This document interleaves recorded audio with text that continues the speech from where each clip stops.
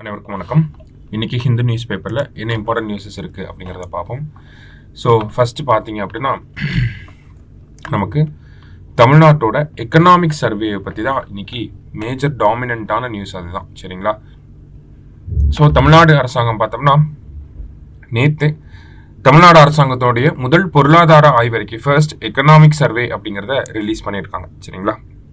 So இந்த economic சர்வேல தமிழ்நாடோட economy என்ன ஸ்டேட்டில் இருக்குது, நம்மளோட ஜிடிபி க்ரோத் எப்படி இருக்குது, நம்மளுடைய கடன்கள் எப்படி இருக்குது, இன்ஃப்ளேஷன் எப்படி இருக்குது, ஒவ்வொரு செக்டாரும் எப்படி வளர்ச்சி அடைஞ்சிருக்காங்க, என்ன மாதிரியான சேலஞ்சஸை தமிழ்நாடு வரக்கூடிய ஆண்டுகளில் ஃபேஸ் பண்ண போகிறாங்க, இந்த மாதிரி பல்வேறு விஷயங்கள் பற்றி கொடுக்கப்பட்டிருக்கு. சரிங்களா? ஸோ இந்த காம்ப்ரிஹென்சிவ் டாக்குமெண்ட்டை ரெடி பண்ணுறது யார் அப்படின்னு பார்த்தோம்னா ஸ்டேட் பிளானிங் கமிஷன் தான் ரெடி பண்ணியிருக்காங்க. கடந்த 5 ஆண்டுகளில் தமிழ்நாடோடைய வளர்ச்சி எப்படி இருந்திருக்கு அப்படிங்கிறத ரொம்ப டீட்டெயில்டாக ஸ்க்ரூட்டனைஸ் பண்ணியிருக்காங்க. சரியா? ஸோ அந்த வகையில் பார்த்தோம் அப்படின்னா தமிழ்நாடு பொறுத்த வரைக்கும் எக்கனாமிக் க்ரோத் அப்படிங்கிறது கிட்டத்தட்ட பார்த்தீங்கன்னா குளோபல் எக்கனாமியோட க்ரோத் அப்படிங்கிறது 3% இருந்திருக்கு. இந்தியன் எக்கனாமியோட க்ரோத் பார்த்தோம்னா அரௌண்ட் 7 to 9% ஆவரேஜாக 6 to 9% இருந்திருக்கு. சரிங்களா? ஆனால் தமிழ்நாடோட க்ரோத் அப்படிங்கிறது கன்சிஸ்டண்டாக 8% மேலே க்ரோத் ஆயிருக்கு. கிட்டத்தட்ட 8.33% க்ரோத்தை நம்ம கிளாக் பண்ணியிருக்கோம் அப்படிங்கிறத சொல்லியிருக்காங்க. அதே மாதிரி பார்த்தோம்னா நம்மளோட பெர் கேபிட்டா இன்கம் அப்படிங்கிறது நேஷனல் ஆவரேஜை விட அதிகமாக இருக்கு அப்படிங்கிறத சொல்லியிருக்காங்க. அதாவது 2022-23 தனிநபர் வருமானம் அப்படிங்கிறது 2.78 லேக்கா இருந்திருக்கு. இதுவே நேஷனல் லெவலில் பார்த்தோம்னா 1.69 லேக்ல இருந்திருக்கு. இந்தியாவில் இருக்கக்கூடிய மாநிலங்கள் அடிப்படையில் பார்க்குறப்ப பெர் கேபிட்டா இன்கம் பேஸ் பண்ணி பார்த்தோம்னா தமிழ்நாடு வந்து 4th ரேங்க்ல இருக்கு அப்படிங்கிறத சர்வேலே கொடுத்துருக்காங்க. சரியா? 4th largest state in terms of per capita income அப்படிங்கிறத ஞாபகம் வச்சுக்கணும். சரிங்களா? இப்போ பெர் கேபிட்டா இன்கம் படி பார்க்குறப்ப தமிழ்நாடு 4th லார்ஜஸ்ட் ஸ்டேட்டாக இருக்குது. அது மட்டும் இல்லாமல் பார்த்தீங்க அப்படின்னா தமிழ்நாடோட டோட்டல் லேண்ட் ஏரியா இந்தியாவோட டோட்டல் லேண்ட் ஏரியாவில் தமிழ்நாடுக்குன்னோட பங்களிப்பு பார்த்தோம்னா 4% தான். தமிழ்நாடோட total population in terms of countries population பார்க்குறப்ப 6% தான். ஓகேங்களா? ஆனால் தமிழ்நாடு நேஷனல் ஜிடிபிக்கு எவ்வளோ கான்ட்ரிபியூட் பண்ணியிருக்குன்னா 9% கான்ட்ரிபியூட் பண்ணியிருக்கு அப்படின்னு சொல்கிறாங்க. நேஷனல் பெர் கேபிட்டா இன்கமோட தமிழ்நாடோட பெர் கேபிட்டா இன்கம் நல்லா இருக்கு அப்படிங்கிறதையும் சொல்லியிருக்காங்க. அதுதான் இந்த இடத்துல நாமினல் க்ரோத் ரேட்டா 13.71%, ரியல் க்ரோத் ரேட்டா 8.33% தமிழ்நாடு அச்சீவ் பண்ணியிருக்கு அப்படிங்கிறத கொடுத்துருக்காங்க. அடுத்ததா பார்த்தீங்க அப்படின்னா தமிழ்நாடு $1 trillion எக்கானமியை ரீச் பண்ணணும் அப்படிங்கிறது ஒரு பெரிய டார்கெட்டாக இருக்குது தமிழ்நாட்டுக்கு. இந்த $1 trillion எக்கானமியை நம்ம ரீச் பண்ணணும் எப்படின்னா 2030க்குள்ள இந்த க்ரோத் ரேட்டை இந்த ஒரு டார்கெட்டை நம்ம அச்சீவ் பண்ணோம்னா தமிழ்நாடோட எக்கனாமிக் க்ரோத் வருஷம் அடுத்த வரக்கூடிய 5 ஆண்டுகளையும் 12% மேக்சிமம் இருக்கணும். அப்படி இருந்துச்சுன்னா தமிழ்நாடு $1 trillion எக்கானமியை அச்சீவ் பண்ணிடலாம் 2030க்குள்ள அப்படிங்கிறத சர்வேல சஜஸ்ட் பண்ணியிருக்காங்க. சரியா? அடுத்தது வேற என்னெல்லாம் நம்ம பார்க்க போறோம் அப்படின்னு பார்த்தோம்னா இந்த சர்வேவை பிரிச்சு கொடுத்துருக்காங்க. ஓகேங்களா? அதுல முக்கியமான விஷயங்களை நம்ம பார்க்க போறோம். இந்த இடத்துல பாத்தீங்கன்னா economic survey underlines impact of employment scheme. So employment scheme என்ன எம்ப்ளாய்மெண்ட் ஸ்கீம் பத்தி கொடுத்துருக்காங்கன்னா தமிழ்நாடு அர்பன் எம்ப்ளாய்மெண்ட் ஸ்கீமோட இம்பாக்டை பத்தி இந்த இடத்துல பேசியிருப்பாங்க. சரிங்களா? ஸோ இந்த அர்பன் எம்ப்ளாய்மெண்ட் ஸ்கீம் பார்த்தோம்னா நமக்கு அர்பன் பீப்புளுக்கு எம்ப்ளாய்மெண்ட்டும் கொடுக்கும். அந்த அர்பன் பீப்புளுக்கு அர்பன் புவர் பீப்புள் இருப்பாங்க இல்லையா, நகர்ப்புற ஏழை மக்கள், அவங்களுக்கு வந்து வேலையை வழங்குறது இல்லாம அவங்களுக்கு ஒரு சமூக பாதுகாப்பு சோசியல் செக்யூரிட்டியும் வழங்கும் அப்படிங்கிறத கொடுத்துருக்காங்க. ஸோ இந்த திட்டம் பார்த்தோம்னா கிட்டத்தட்ட எப்படி நமக்கு 100 நாள் வேலை திட்டம் இருக்கோ கிராமப்புறங்கள்ல, அதே மாதிரி நகர்ப்புறங்கள்ல அதே மாதிரி வடிவமைக்கப்பட்ட ஒரு திட்டம் தான் இந்த தமிழ்நாடு அர்பன் எம்ப்ளாய்மெண்ட் ஸ்கீம் அப்படிங்கிறது. ஓகேங்களா? ஸோ இந்த திட்டத்துக்கு கீழே பார்த்தீங்கன்னா பெண்கள் அதிகமாக வேலை செய்யறாங்க அப்படிங்கிறத நமக்கு கொடுத்துருக்காங்க. நெக்ஸ்ட் பார்த்தீங்கன்னா தமிழ்நாடை பொறுத்த வரைக்கும் இந்தியாவில் இருக்கக்கூடிய மற்ற மாநிலங்களில் பார்த்தோம்னா அவங்களுடைய லேபர் ஃபோர்ஸ் வந்து இன்க்ரீஸ் ஆகிட்டே இருக்கு. ஓகேங்களா? ரேபிட் க்ரோத் வந்து இருக்கு மற்ற மாநிலங்களோட லேபர் ஃபோர்ஸ்ல. ஆனால் தமிழ்நாடை பொறுத்த வரைக்கும் பார்த்தோம்னா Tamil Nadu is expected to see a gradual decline in its work force அப்படின்னு கொடுத்துருக்காங்க. கொஞ்சம் கொஞ்சமா நம்மளோட ஒர்க் ஃபோர்ஸ் அப்படிங்கிறது கம்மியாயிட்டே வருது அப்படிங்கிறத கொடுத்துருக்காங்க. இப்போ பார்த்தீங்கன்னா 2021ல 66.4% இருந்துச்சு நம்மளோட லேபர் ஃபோர்ஸ். இதுவே 2036ல பார்த்தீங்கன்னா 63.6% தான் இருக்கும் அப்படிங்கிறத சொல்லியிருக்காங்க. அப்போ கிராஜுவலா டிக்ளைன் ஆகுது. ஏன் கிராஜுவலா டிக்ளைன் ஆகுது? நம்மளோட பாப்புலேஷன் பார்த்தோம்னா ஏஜிங் பாப்புலேஷனா இருக்கு. ஓகேங்களா? நம்ம ஊர்ல ஏஜிங் பாப்புலேஷன் அப்படிங்கிறது அதிகமா இருக்கு. நம்ம டெமோகிராபிக் டிவிடெண்ட் படி பார்த்தோம்னா இந்தியாவோட ஒன் ஆஃப் த ஓல்டஸ்ட் ஸ்டேட்டா தமிழ்நாடு வந்து இருக்கு. நம்மளுடைய பாப்புலேஷன்ல வேலை செய்யக்கூடிய அந்த ஒர்க்கிங் ஏஜ் பாப்புலேஷன் அப்படிங்கிறது கொஞ்சம் கொஞ்சமா அவங்களுக்கு எல்லாம் வயசாயிட்டே வருது. இன்னும் 2030 மேல போக ஆரம்பிக்கிறப்ப என்ன ஆகும்னா எல்டர்லி பாப்புலேஷன், மூத்த குடிமக்களுடைய மக்கள் தொகை அப்படிங்கிறது அதிகமாயிட்டே போகும்.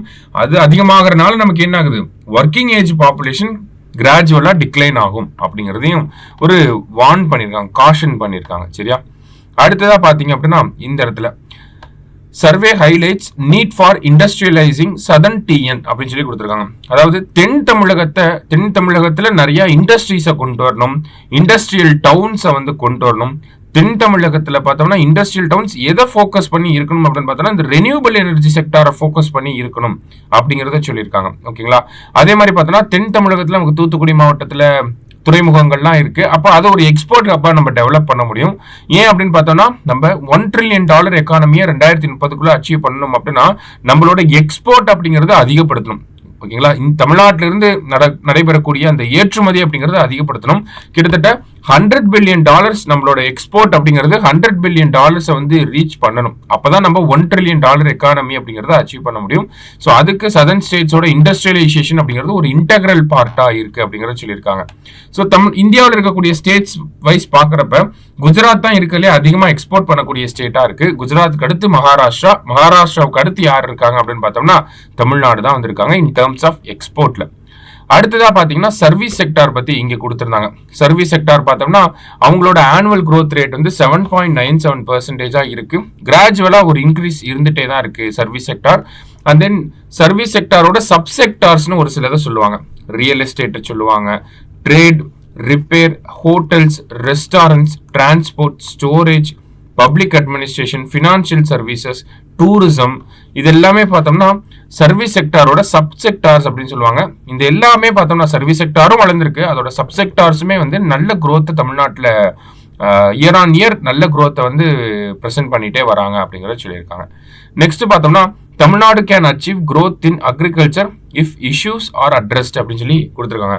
ஸோ அக்ரிகல்ச்சரை பத்தி நம்மளோட எக்கனாமிக் சர்வே என்ன சொல்லியிருப்பாங்க அப்படின்னு பார்த்தோம்னா அக்ரிகல்ச்சர், தமிழ்நாடோட அக்ரிகல்ச்சர் பார்த்தோம்னா கிரவுண்ட் வாட்டரையும் மான்சூன் ரெயின்ஃபாலையும் டிபெண்ட் பண்ணி இருக்கு. அப்ப அக்ரிகல்ச்சர் வந்து வல்னரபிளா இருக்கிறதுக்கு இது ஒரு முக்கியமான காரணம். இந்த கிளைமேட் ரெசிலியன்ஸ் இன் அக்ரிகல்ச்சரை நம்ம கொண்டு வரணும். அதே மாதிரி கிரவுண்ட் வாட்டர் கம்மியாகிறனால கிளைமேட் சேஞ்ச்னால திடீர்னு வெள்ளம் வருது, திடீர்னு டிராட் வருது, திடீர்னு ஹீட் வேவ்ஸ்னால நிறைய பயிர்களுக்கு பாதிப்பு ஏற்படுது. ஸோ இந்த மாதிரியான சேலஞ்சஸ் அட்ரஸ் பண்றதுக்கு தமிழ்நாடோட அக்ரிகல்ச்சர் வந்து கிளைமேட் ரெசிலியண்டா இருக்கணும். அதே மாதிரி அக்ரிகல்ச்சர்ல மெக்கானைசேஷன் அப்படிங்கறத இம்ப்ரூவ் பண்ணணும். ஓகேங்களா, இயந்திரமயமாக்கல். ஓகேங்களா, விவசாயத்துறையை வந்து இயந்திரமயமாக்கல், இயந்திரங்களை அதிகமா பயன்படுத்துறது மூலயமா என்ன ஆகுதுன்னா ப்ரொடக்டிவிட்டியும் இன்க்ரீஸ் ஆகுது, எஃபிஷியன்சியுமே இன்க்ரீஸ் ஆகுது அப்படிங்கிறத சொல்லியிருப்பாங்க. அடுத்தது கிளைமேட் ஸ்மார்ட் ப்ராக்டிசஸ் அப்படிங்கிறத பண்ணணும். போஸ்ட் ஹார்வெஸ்ட் வேல்யூ அடிஷன் அப்படிங்கிறத பண்ணணும். ஓகேங்களா, போஸ்ட் ஹார்வெஸ்ட் லாசஸ் அப்படின்னு சொல்லுவாங்க. விளைச்சலுக்கு பின்பு ஏற்படக்கூடிய இழப்புகளை கம்மி பண்ணணும். விளைச்சலுக்கு பின்பு அந்த பொருள் மேல மதிப்பு கூட்டல் அப்படிங்கிறது நடக்கும். ஸோ அதை அதிகப்படுத்தணும் அப்படிங்கிறத சொல்லியிருக்காங்க. இது அக்ரிகல்ச்சர் என்ன ப்ராப்ளம்ஸை ஃபேஸ் பண்ணுது, அதுக்கு என்ன மாதிரியான ஸ்டெப்ஸ் எடுக்கலாம் அப்படிங்கிறத கொடுத்துருக்காங்க.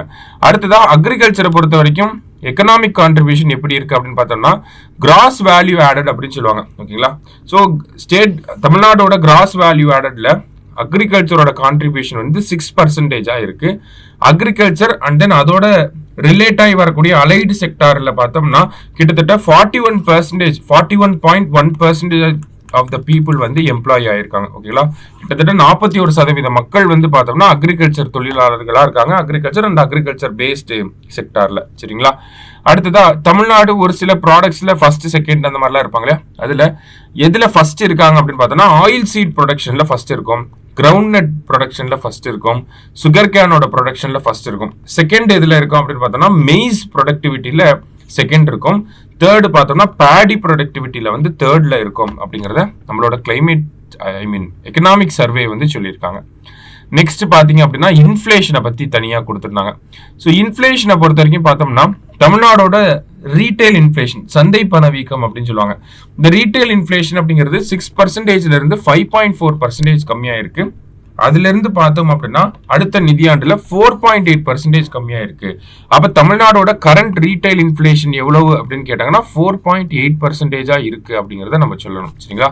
சோ இது current retail inflation.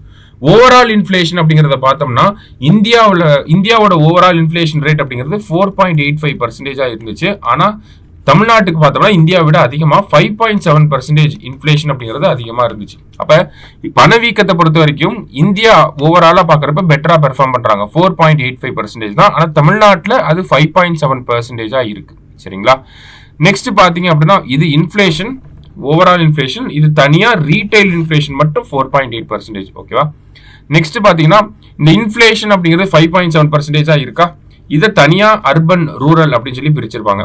Urban inflation அப்படிங்கிறது பாத்தீங்கன்னா கரண்ட் டேட்டா படி 4.5% இருக்கு.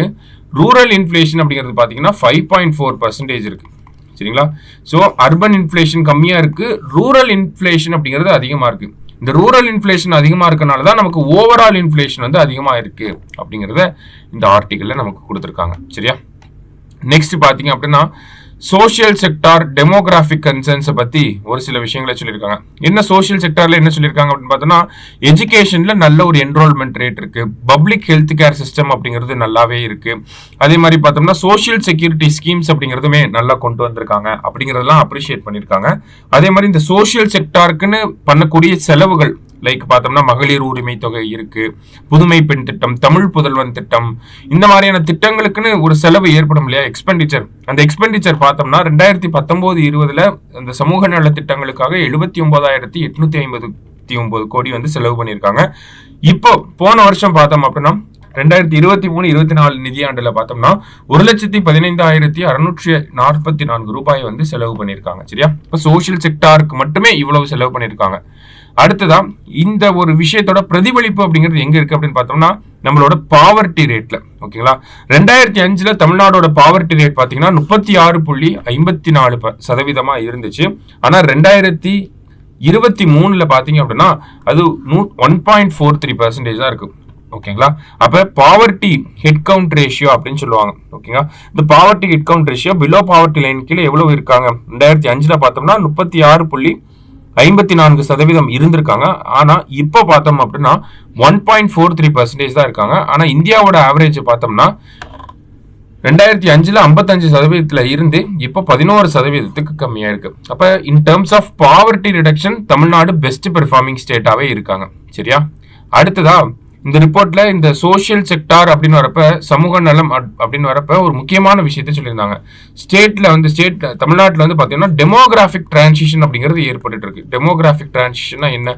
ஒரு காலகட்டத்தில் தமிழ்நாடு யங்கஸ்ட் ஸ்டேட்டா இருந்திருக்கும். ஆனா இப்ப பாத்தீங்கன்னா கரண்ட்ல பாத்தீங்கன்னா தமிழ்நாடு ஓல்டஸ்ட் ஸ்டேட்டை நோக்கி போயிட்டு இருக்கு. அதான் நம்ம பார்த்திருந்தோம், ஓல்டஸ்ட் பாப்புலேஷனா போயிட்டு இருக்கோம். இந்த ஓல்டு பாப்புலேஷன் அதிகமாகறதுனால என்ன ஆகுது அப்படின்னு பார்த்தோம்னா நம்மளோட லேபர் ஃபோர்ஸ் கிராஜுவலா டிக்ளைன் ஆகுது. 66% இருந்து 63% கம்மியாக போகுது அப்படிங்கறத நம்ம பார்த்திருந்தோம். இது ஒரு முக்கியமான பிரச்சனையா சுட்டி காட்டப்பட்டிருந்துச்சு எக்கனாமிக் சர்வேல. அது மட்டும் இல்லாம எபிடமியோலாஜிக்கல் டிரான்சிஷன் அப்படின்னு சொல்லி கொடுத்துருக்காங்களே, இந்த டேர்ம் வந்து ரொம்ப புது டேர்ம். இதை அப்படியே நமக்கு மெயின்ஸ்ல கேட்கலாம். வாட் இஸ் எபிடமியோலாஜிக்கல் டிரான்சிஷன் அண்ட் அதோட ஃபேக்டர்ஸ் பத்திலாம் எழுதுங்க, இல்ல அதனால என்ன பாதிப்புகள்லாம் ஏற்படுது, தமிழ்நாடோட எபிடமியோலாஜிக்கல் டிரான்சிஷன் எப்படி இருக்கு, இந்த மாதிரி ஏதாவது கேட்கலாம். Social security, social issues base பண்ணி அந்த எபிடமியோலாஜிக்கல் டிரான்சிஷன் அப்படின்னா என்னன்னா நமக்கு ஒரு காலகட்டத்தில் கம்யூனிகபிள் டிசீசஸ் வந்து அதிகமாக இருந்திருக்கும், இன்ஃபெக்ஷியஸ் டிசீசஸ் வந்து அதிகமாக இருந்திருக்கும். ஓகேங்களா? கம்யூனிகபிள் டிசீசஸ் அப்படின்னா நம்ம இப்போ எனக்கு காய்ச்சல் வந்துச்சுன்னா உங்களுக்கு காய்ச்சல் வருது, இந்த மாதிரியான நோய்கள் வந்து வைரஸ் காய்ச்சல் வந்துச்சுன்னா அப்படியே அடுத்தடுத்து எல்லாருக்கும் பரவும், கூட இருக்கவங்களுக்கு எல்லாம் பரவும்.